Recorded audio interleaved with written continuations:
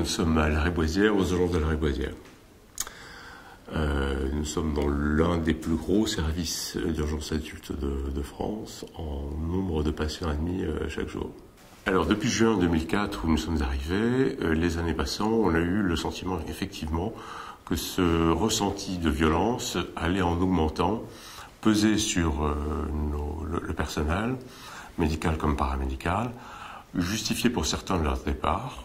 Et donc, on a voulu le quantifier, l'objectiver et de dire au personnel, voilà ce qui se passe, voilà ce que vous vivez.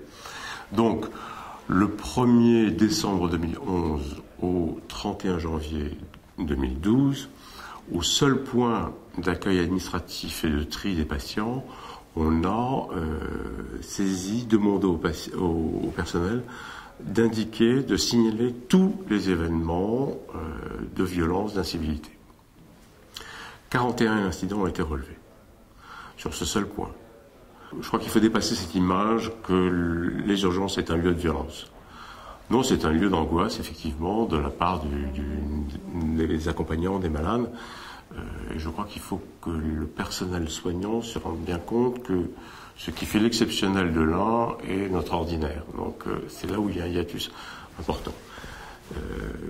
Par contre, ce que je vais surtout dire, c'est qu'il y a quelque chose qui est difficilement quantifiable parce que pas toujours relevé et qui fait partie un peu de l'ambiance, c'est le climat d'incivilité. Ça, c'est clair. Que l'incivilité augmente. Elle n'est pas l'apanage d'une population défavorisée, soyons bien clairs.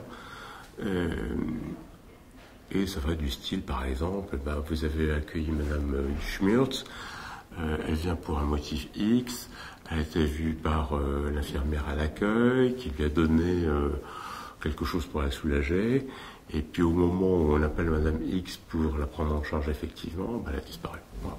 Elle n'a pas demandé son reste, elle n'a pas jugé bon de remercier quoi que ce soit, et elle s'en va. C'est assez mal vécu. Voilà. Donc c'est la petite incivilité qui n'est pas violente a priori, mais qui génère quand même un sentiment de lassitude.